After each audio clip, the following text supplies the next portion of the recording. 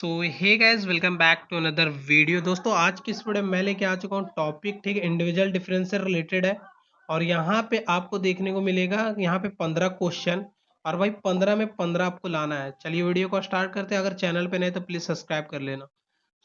पहला क्वेश्चन यहाँ पे क्या कह रहा है वो देखते हैं।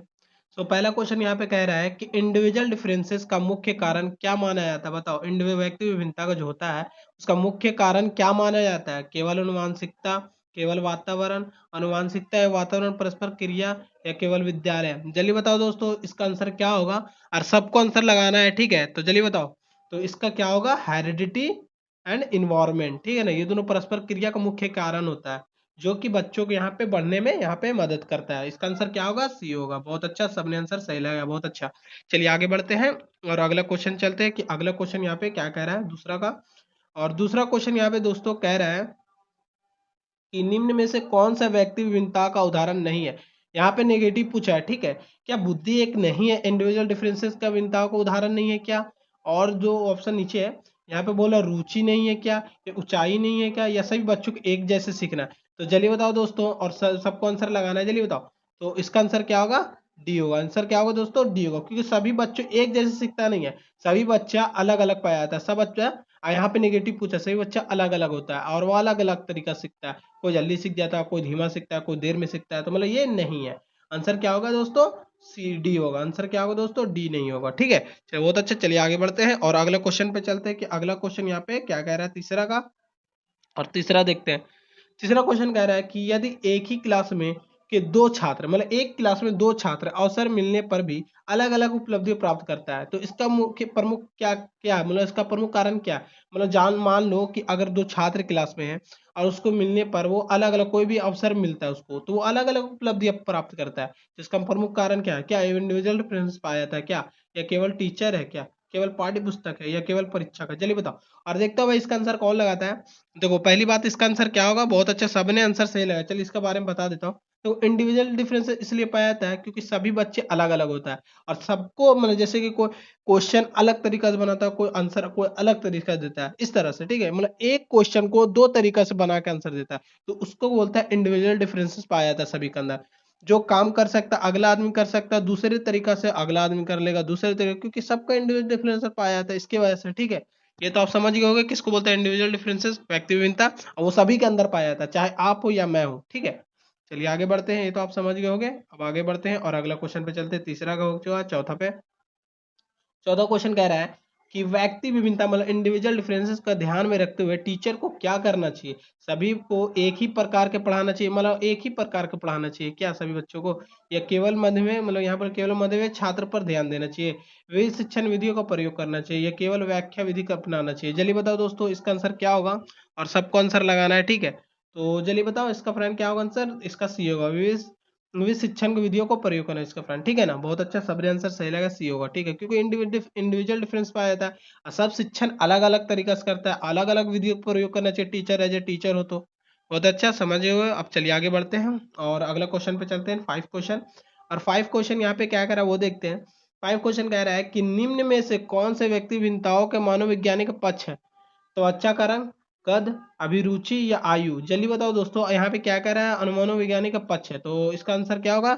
इसका क्या होगा जल्दी बताओ। यहाँ पे व्यक्ति भिन्नता का मनोवैज्ञानिक का पक्ष है, तो अच्छा का रंग होगा, कद होगा, अभिरुचि होगा, या आयु होगा? जल्दी बताओ दोस्तों, इसका आंसर क्या होगा? विभिन्न भिन्नता, अभिरुचि, सबका अंदर रुचि अलग अलग हो जाता है, ठीक है ना। इसका आंसर क्या होगा? सी होगा। आंसर क्या होगा? सी होगा, क्यूरियोसिटी। बहुत अच्छा, सबने आंसर सही लगाया दोस्तों। चलिए आगे बढ़ते हैं और अगला क्वेश्चन पे चलते हैं कि अगला क्वेश्चन यहाँ पे क्या कर रहा है 6 का।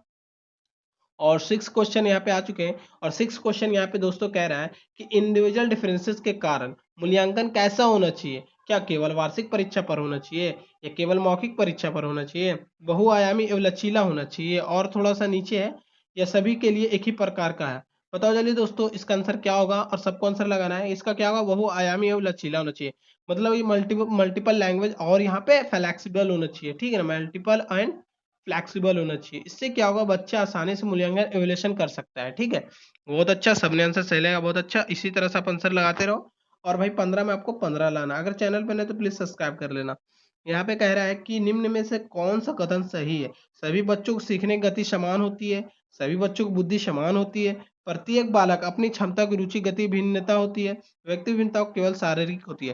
तो दोस्तों ये मोस्ट इंपॉर्टेंट क्वेश्चन समझ लेना, ठीक है। और यहाँ पे देखता हूँ भाई सबसे पहला आंसर कौन लगाता है।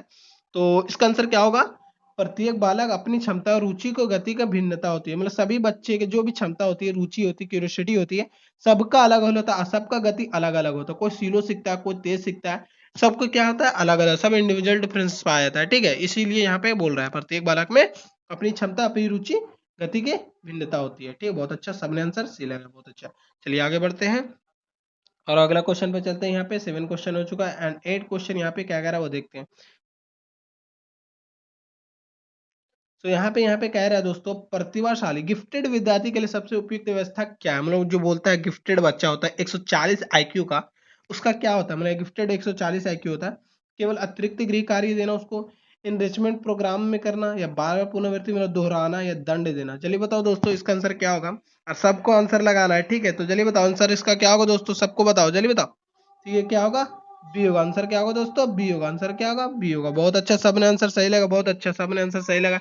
इसी तरह से आपको आंसर लगाना है, ठीक है। चलिए आगे बढ़ते हैं और अगला क्वेश्चन पे चलते हैं कि अगला क्वेश्चन यहाँ पे क्या कह रहा है 9 का। और 9 क्वेश्चन पे आ चुके हैं। 9 क्वेश्चन यहाँ पे कह रहा है दोस्तों कि धीमी गति से सीखने के वाले छात्र के लिए सबसे उपयुक्त रणनीति क्या है। अधिक दंड, व्यक्ति सहायता, अतिरिक्त समय, कम अंक देना, कक्षा बाहर बैठाना। दोस्तों जल्दी बताओ इसका आंसर क्या होगा, और देखता भाई इसका आंसर कौन लगाता है, सबसे मोस्ट इंपॉर्टेंट क्वेश्चन है। तो ये व्यक्ति सहायता का अतिरिक्त समय देना, क्योंकि बच्चों को अगर धीमी गति से कोई बच्चा सीख रहा छात्र, उसे अतिरिक्त समय दोगे तभी ना वो आगे बढ़ेगा। अगर नहीं आप दोगे अतिरिक्त समय तो वो नहीं बढ़ेगा, ठीक है। तो यहाँ पे क्या होगा, बी होगा। बहुत अच्छा, सबने आंसर सही लगा, बहुत अच्छा। चलिए आगे बढ़ते हैं और अगला क्वेश्चन पे चलते हैं कि अगला क्वेश्चन यहाँ पे क्या कर रहा है 10 क्वेश्चन एंड 10 क्वेश्चन पे आ चुके हैं दोस्तों, ठीक है। 10 क्वेश्चन पे आ चुके हैं। यहाँ पे कह रहा है कि इंडिविजुअल डिफरेंसेस, क्या पूछ रहा है, इंडिविजुअल डिफरेंसेस सिद्धांत किस शिक्षण सिद्धांत के सबसे अधिक समर्थन देता है। बोला इंडिविजुअल डिफरेंस जो व्यक्ति विभिन्नता है उसका सिद्धांत शिक्षण जो होता है, इस सिद्धांत का सबसे अधिक समर्थन कौन देता है। एक रूप शिक्षण, चाइल्ड सेंटर्ड एजुकेशन, रटने की पद्धति, शिक्षक केंद्रित शिक्षा। तो चलिए बताओ दोस्तों, और पहली बात, अगर जो भी भाई वो वाला क्वेश्चन देखा है, वो जो वर्ड से नेगेटिव पॉजिटिव देखा है, उसे देख के वो आसानी से निकाल सकते हैं इसका आंसर। देखता हूँ भाई कौन निकालता है सबसे पहले आंसर।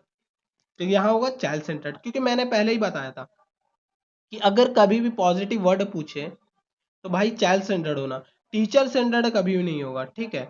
रटना तो होगा नहीं, एक रूप शिक्षण होगा नहीं, ठीक है। बहुत अच्छा, सबने आंसर सही लगाया। चलिए आगे बढ़ते हैं और 11 क्वेश्चन देखते हैं। 11 क्वेश्चन यहाँ पे क्या कह रहा है, निम्न में से कौन से व्यक्ति विभिन्नताओं का सामाजिक पक्ष, बुद्धि, भाषा, संस्कृति, पृष्ठभूमि, स्मृति, कल्पना। चलिए बताओ दोस्तों इसका आंसर क्या होगा, इंडिविजुअल डिफरेंसेस के व्यक्ति सामाजिक पक्ष के बारे में पूछ रहा है। तो देखता हूँ भाई सबसे आंसर कौन सटीक लगाता है, और सब आंसर सभी को सही लगाना है। बुद्धि होगा नहीं, स्मृति नहीं, मेमोरी नहीं, कल्पना नहीं। इसका आंसर भाषा है, संस्कृति, पृष्ठभूमि होगा। आंसर क्या होगा, व्यक्ति सामाजिक पक्ष है, क्या होगा, भाषा है, संस्कृति, कल्चर, ठीक है। बहुत अच्छा, सबने आंसर सही रहेगा, बहुत अच्छा। चलिए आगे बढ़ते हैं फ्रेंड्स और अगर 12 का उसको क्वेश्चन देखते हैं फ्रेंड, और यहाँ पे क्या पूछ रहा है वो देखते हैं। यहाँ पे कह रहा है दोस्तों, ठीक है, क्या कह रहा है यहाँ पे कह रहा है कि यदि टीचर सभी छात्र को समान प्रदर्शन अपेक्षा करता है तो वह किस स्थिति में उपेक्षा कर रहा है, बताओ। प्रेरणा, व्यक्तिबिंता, अनुशासन, मूल्यांकन। और देखता हूँ भाई इसका आंसर कौन देगा। इसका आंसर बहुत सारा भाई गलत लगेगा, कितना मैं जानता हूँ। क्या होगा, व्यक्ति भिन्नता। बहुत अच्छा भाई, सबने आंसर सही लेगा, बहुत अच्छा। इसका आंसर क्या होगा, बी ही होगा। बहुत अच्छा, इंडिविजुअल डिफरेंसेस पाया जाता है, बहुत अच्छा। चलिए आगे बढ़ते हैं एंड 13 क्वेश्चन पे चलते हैं। एंड 13 क्वेश्चन यहाँ पे क्या कह रहा है वो देखते हैं। तो 13 क्वेश्चन यहाँ पे कह रहा है दोस्तों कि इंडिविजुअल डिफरेंसेस मतलब व्यक्ति भिन्नता का संदर्भ में उचित कथन कौन सा है, पूछ रहा है। इंडिविजुअल डिफरेंसेस के संदर्भ में सबसे उचित कथन कौन सा है, पूछ रहे हैं यहाँ पे। तो यहाँ पे जल्दी बताओ, देखते हैं भाई कौन आंसर सबसे लगाता है। क्या समान आयु के सभी बच्चों को समान रूप से सीखते हैं क्या, या प्रत्येक बालक अद्वितीय होते हैं क्या, या केवल आईक्यू सीखने के निर्धारित करता है क्या, या सभी छात्र एक जैसे शिक्षण विधि चाहिए। तो जल्दी बताओ दोस्तों इसका आंसर क्या होगा। सभी आयु के सभी समान बच्चे रूप से सीखते हैं, प्रत्येक बालक अद्वितीय होते हैं। बताओ, समान आयु के सभी बच्चे समान रूप से सीखते हैं, नहीं ऐसा तो हो नहीं सकता। मान लो आपका 22 एयर है और अगला भी 22 एयर है, वो स्लो सीख रहा है, अगला तेज सीख रहा है, तो ऐसा तो नहीं होता है, ये तो गलत हो जाएगा ये। क्या प्रत्येक बालक अद्वितीय होता है, हाँ ये तो ठीक है। केवल आईक्यू सीखने के निर्धारित करता है, नहीं। सभी छात्र एक जैसे ही शिक्षण विधि चाहिए, नहीं, गलत। सभी को बच्चों को एक जैसे हो सकता है, किसी को शिक्षण अलग अलग तरीका से चाहिए, ये हो सकता है। इसका प्रत्येक बालक का अद्वितीय होता है, ठीक। आंसर क्या होगा, बी होगा, बहुत अच्छा। सबने आंसर सही लगाया। चलिए आगे बढ़ते हैं और अगला क्वेश्चन पे चलते हैं 14 का।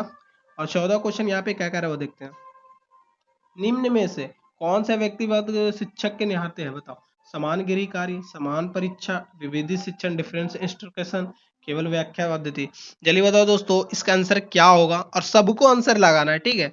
तो समान गिरी कार्य तो होगा नहीं, समान परीक्षा नहीं, केवल व्याख्या पद्धति नहीं, मतलब विविध शिक्षण मतलब डिफरेंस इंस्ट्रक्शन क्या होगा दोस्तों, सी होगा। आंसर क्या होगा, सी होगा। बहुत अच्छा, सबने आंसर सही लगा, बहुत अच्छा।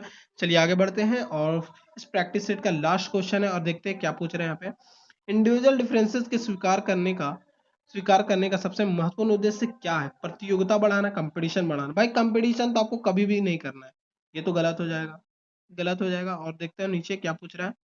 यहाँ पे कह रहा है कि प्रत्येक विद्यार्थी की क्षमता अनुसार सीखने का अवसर प्रदान करना क्या, या केवल प्रतिभाशाली छात्र को आगे बढ़ाना क्या, सभी को समान अंक दिलाना। चलिए बताओ दोस्तों इसका आंसर क्या होगा और सबको आंसर लगाना है, ठीक है। तो इसका आंसर क्या होगा, प्रत्येक विद्यार्थियों को क्षमता के अनुसार प्रदान करना, ठीक है। आंसर क्या होगा, बी होगा। बहुत अच्छा, सबने आंसर सही लगा, बहुत अच्छा।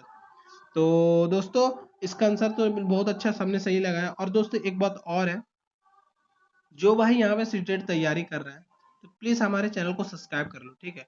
यहाँ पे आपको डेली यहाँ पे प्रैक्टिस सेट दिया जाता है, ठीक है। तो डेली यहाँ पे प्रैक्टिस सेट किया करो और यहाँ पे आपको यहाँ पे आसानी से आप यहाँ पे ये कर सकते हो, सीटेट क्वालिफाई कर सकते हो। और केयर एजुकेशन को पहले इस चैनल को सब्सक्राइब कर लेना। मिलते हैं फिर एक नेक्स्ट वीडियो में, तब तक के लिए टेक केयर, बाय बाय।